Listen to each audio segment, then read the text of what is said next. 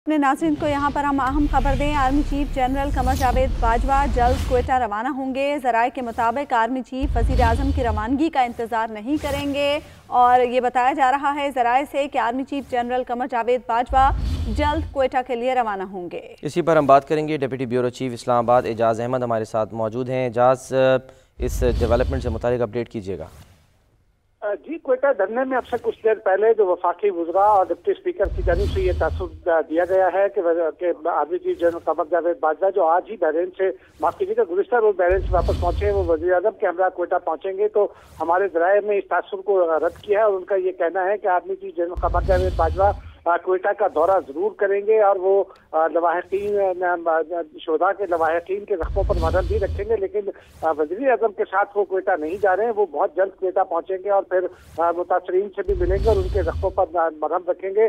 जबकि लवाहिकीन ने भी सिर्फ वज़ीर आज़म के आने का मुतालबा किया था, लेकिन हुकूमती ज़ुमा की जानिब से जब ये दावा किया गया, जब ये तासुर दिया गया कि army chief general Qamar Javed Bajwa prime minister के हमरा क्वेटा जा रहे हैं, तो इस तासुर को जो हमारे जराए हैं उन्होंने इस तासुर को रद्द किया। उनका ये कहना है कि आर्मी चीफ अलग से क्वेटा जाएंगे और बहुत जल्द जाएंगे। ठीक है जी, ठीक है। आरिफ हमीद भट्टी साहब ने भी हमें ज्वाइन कर लिया है, उनसे एक बार फिर हम बात करते हैं। भट्टी साहब, ये अहम डेवलपमेंट है कि ज़राए का ये कहना है कि आर्मी चीफ वज़ीर आज़म की रवानगी का इंतज़ार नहीं करेंगे। इस मामले पर भी आप रोशनी डालिएगा भट्टी साहब के जब पिछली दफ़ा वाक़या हुआ था यही हज़ारा बरादरी के साथ, तो उस वक्त हज़ारा बरादरी का ये मुतालबा था कि जब तक आर्मी चीफ नहीं आएंगे, वहाँ पर वज़ीर आज़म का मुतालबा नहीं किया गया था, आर्मी चीफ का किया गया था। लेकिन इस दफ़ा जो है वो कम्युनिटी ने कहा कि नहीं, वज़ीर आज़म आए।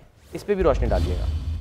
देखिए, कमर जावेद बाजवा जब बैरून मुल्क थे, जब उन्हें इस बात का पता चला तो उन्होंने सख्त इंस्ट्रक्शन दी कि हज़ारा बरादरी के तमाम मुतालबात पूरे किए जाए और उनकी सिक्योरिटी को यकीनी बनाया जाए। जैसे भी एजाज ने बताया कि वज़ीर आज़म पाकिस्तान इमरान खान को क्वेटा भिजवाने में बहुत ज्यादा रोल कमर जावेद बाजवा साहब का है।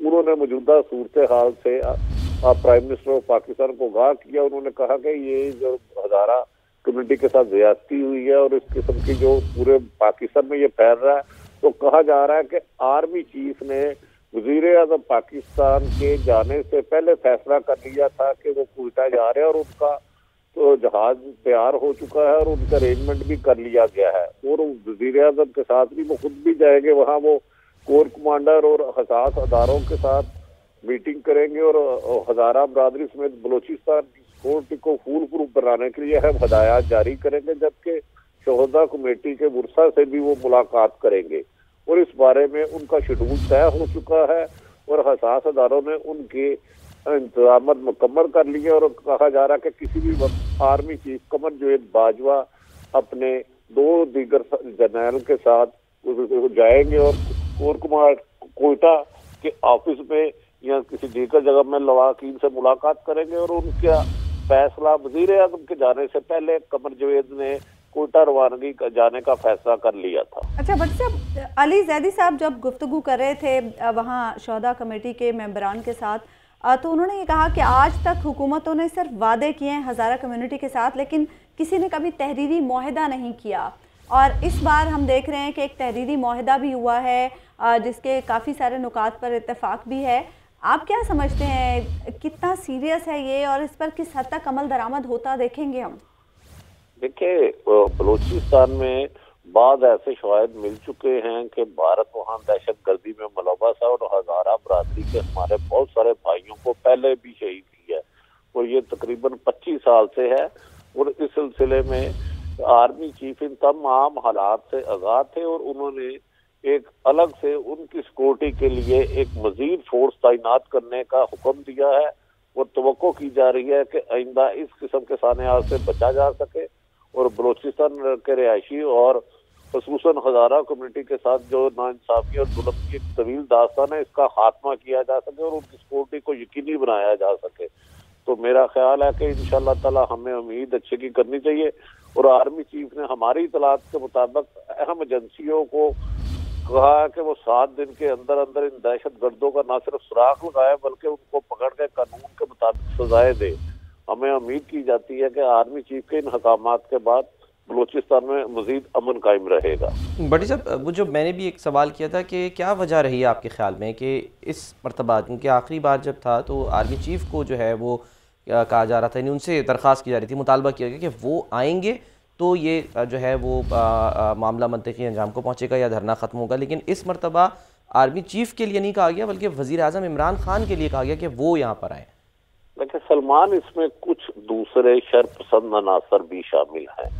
इस मौके पर मेरा ख्याल है एक अच्छा फैसला हो गया, धरने से एहतजाज का अमल खत्म हो गया, मैतों को उठा लिया गया है। इस सिलसिले में मैं आपको बताऊं, बलूचिस्तान में बहुत ज्यादा अमन कायम करने में पाक फौज का हाथ है। आप जानते हैं चंद रोज कबल भी पाक फौज के जवान शहीद हुए थे। तो वजीर उधर आर्मी का एस्टेब्लिशमेंट का बहुत ज्यादा अमल दखल है, जिस पर वजीर आजम अलग जाएंगे और आर्मी चीफ खुद कमर जवेद बाजवा जाएंगे। ना सिर्फ उनके इंतजाम का जायजा लेंगे, बल्कि कहा जा रहा है कि बुरसा से मिलेंगे, उन्हें हर मुमकिन एस्टेब्लिशमेंट की तरफ से मदद की यकीन दहानी भी कराएंगे, जिसके हकामात वो ऑलरेडी जारी कर चुके हैं। और आपको लगता है बड़ी साहब आने वाले दिनों में कोई मेगा ऑपरेशंस भी हो सकते हैं इस सिलसिले में बलूचिस्तान में? देखिए, मेगा ऑपरेशन कल रात से शुरू हो चुके हैं, जिसे नहायत खुफिया रखा जा रहा है। और ये मेगा ऑपरेशन आप जानते हैं कि हमारे हजारा बरादरी के बहुत सारे मासूम लोगों को, बेगुनाह लोगों को बेदर्दी से जालिमों ने जिस तरह निशाना बनाया दहशत गर्दी का, इस सिलसिले में एस्टेब्लिशमेंट में सख्त तशवीश पाई जा रही थी। बहरहाल दोपहर में एक जो बयान आया प्राइम मिनिस्टर की तरफ से, उसके बाद हालात कुछ ज्यादा खराब हुए। तो प्राइम मिनिस्टर को खुद भी कहा कि उनके करीबी लोगों ने एहसास दिलाया और इसमें एस्टेब्लिशमेंट ने अहम रोल अदा किया।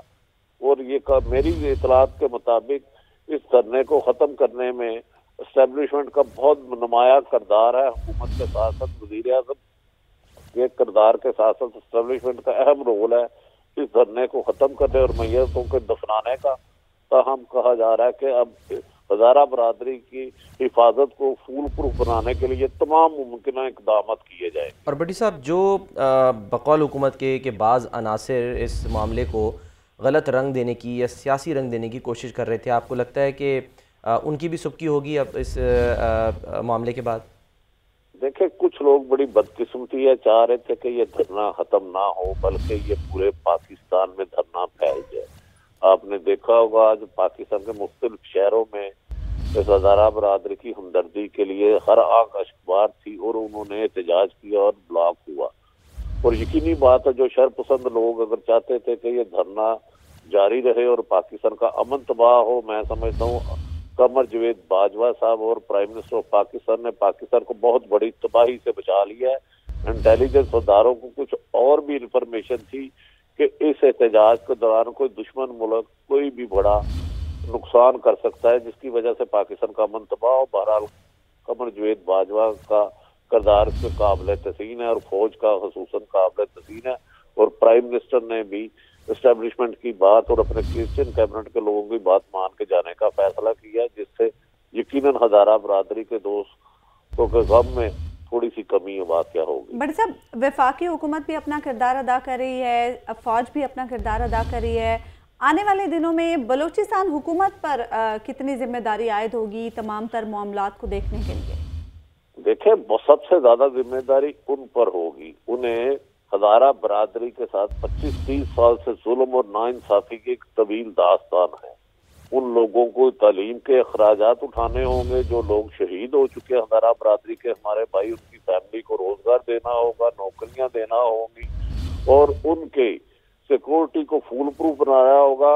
आपको पता है हजारा बरादरी के साथ ये पहला नहीं कई वाक़े हैं।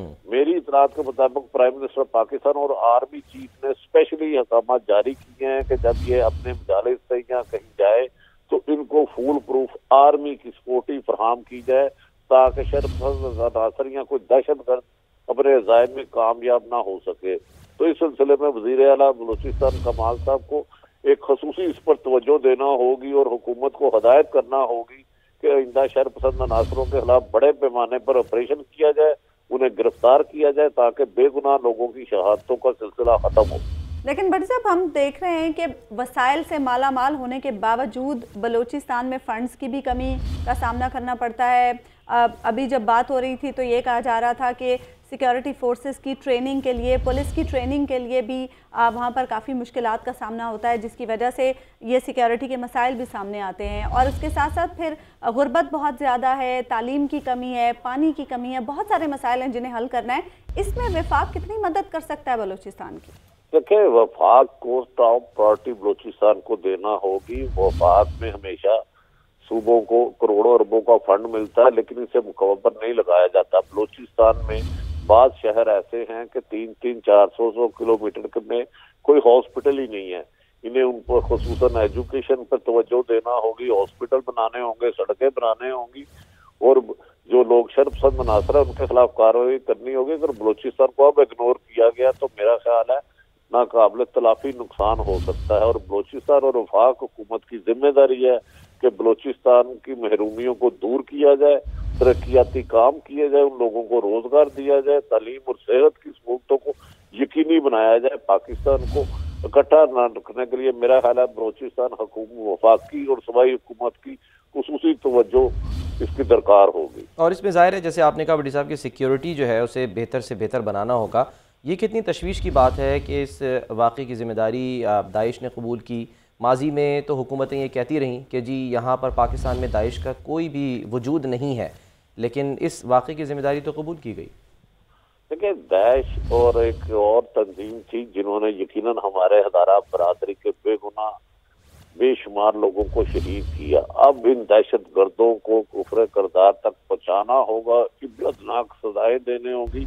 ये जितने भी तरीके से दफे, इसमें दुश्मन मुल्क भारत और अफगानिस्तान के करदार को भी हम नजरअंदाज नहीं कर सकते। माजी में ऐसी इतलात थी कि अफगानिस्तान और भारत बड़ा हिकमत अमली कर रहा है। जिस तरह आप जानते हैं गुलभूषण भी यहाँ पकड़ा गया। और बलूचिस्तान खसूसी तवज्जो चाहिए वफाकी हुकूमत की, इस्टेब्लिशमेंट की और बलूचिस्तान हुकूमत की खुद के वहाँ इंतजाम मुकम्मल किए जाए, उन लोगों को बुनियादी हकूक ना दिए, उनकी महरूमियत रही तो फिर ज्यादा नुकसान होगा। हम तवक्को करते हैं कि इस बड़े सानिया के बाद आइंदा बलूचिस्तान में ऐसा कोई वाक़या नहीं आमीन। होगा। बहुत बहुत शुक्रिया आरिफ हमीद भट्टी साहब, आप हमारे साथ मौजूद थे। हमारे नुमाइंदे एजाज़ अहमद भी हमारे साथ मौजूद थे। एजाज़, आपका भी बहुत शुक्रिया। आपको बताएं कि शहदा की नमाज जनाजा सुबह 10 बजे इमाम बारगाह वलीउल असर में अदा की जाएगी, जिसके बाद उनकी तदफीन होगी।